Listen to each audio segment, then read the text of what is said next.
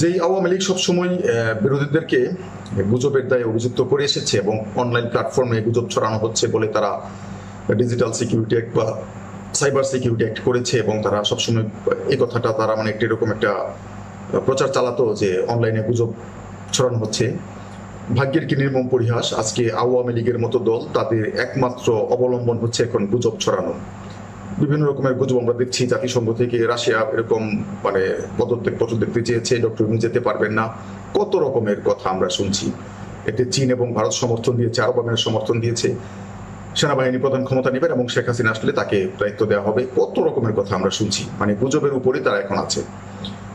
তো ইলিয়াস হোসেনের একটা ভিডিও দেখলাম যে ডক্টর ইউনূস যদি নিউ ইয়র্কে যান জাতিসংঘের সম্মেলনে যোগ দিতে, তাহলে এই চান্সেই শেখ হাসিনা টুস করে ঢুকে পড়বেন। যে টুস করে ঢুকার কথা কয়েকদিন আগে একটা টেলিফোন কথোপকথন তারা ইচ্ছা করে ছেড়েছিল, প্রচার করেছিল। তো সেটা সপক্ষে হয়তো বা অনেকেই বলা বলি করছেন যে শেখ হাসিনা দেশে ঢুকে পড়বেন এবং ঢুকে পড়লে তিনি আবারও গণভবনে যাবেন, যেভাবে ইলিয়াস হোসেন বলছেন গণভবনে যাবেন, গণভবনে গিয়ে তিনি কি করবেন, আবার সেই যে মৎস্য চাষ করবেন, তিনি মৎস্য মারিব খাইব সুখে, বড় চিতই মাছ তিনি ধরবেন তার বোনকে নিয়ে বড়শি দিয়ে। তারপর রাজাহাঁসকে তিনি আপনারা দেখছেন যে খাওয়াচ্ছেন, তিনি পশুপালন করবেন, চাষাবাদ কৃষিকাজ করবেন গণভবনে। এই ধরনের কথাবার্তা ছড়ানো হচ্ছে।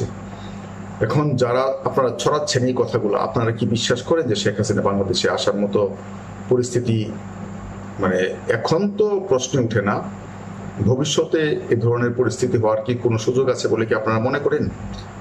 শেখ হাসিনার মৃত্যুর পর তার মৃতদেহ কি বাংলাদেশে আনার মতো কোনো পরিস্থিতি তৈরি হবে কিনা, আমি আপনাদের কাছে বরং এই প্রশ্ন রাখতে চাই।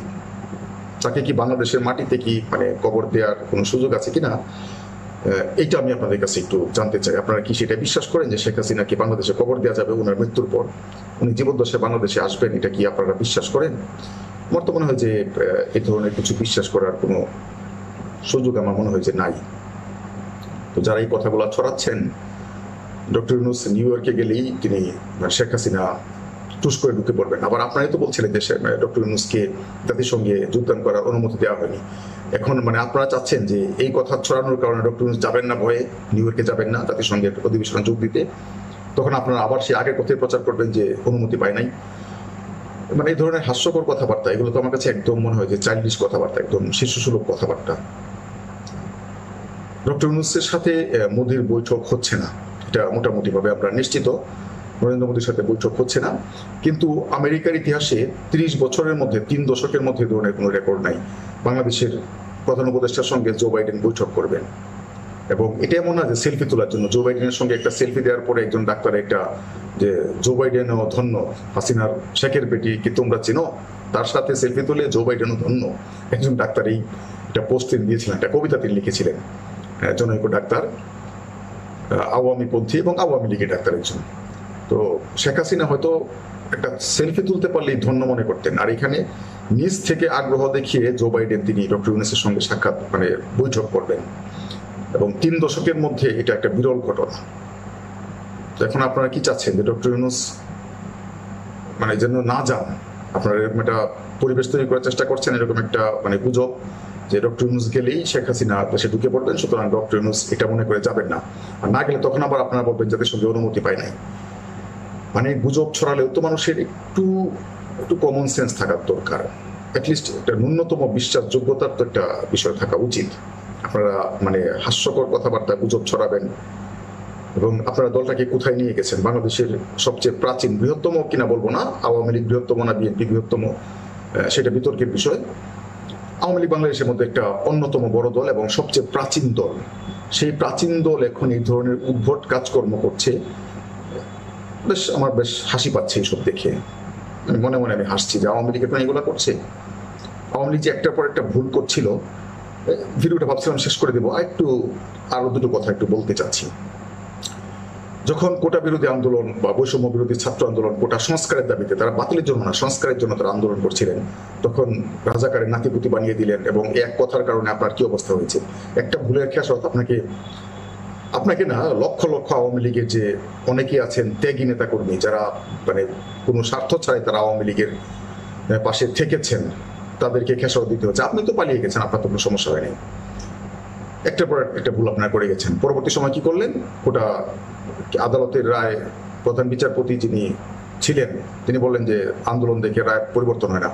শুধু রায় পরিবর্তন হয় না, তারিখও এগিয়ে আসে, এটা কিন্তু আবার আপনি দেখালেন। আচ্ছা, আপনার মানে এত লোক কেন? যখন একটা নিয়োগ দেওয়া হতো তখন তো তার ডিএনএ টেস্ট করে তার 14 গোষ্ঠীর মধ্যে কেউ যে বিএনপি জামাত শিবির আছে কিনা এগুলা তার একদম ডিএনএ টেস্ট করে আপনারা নিয়োগ দিতেন।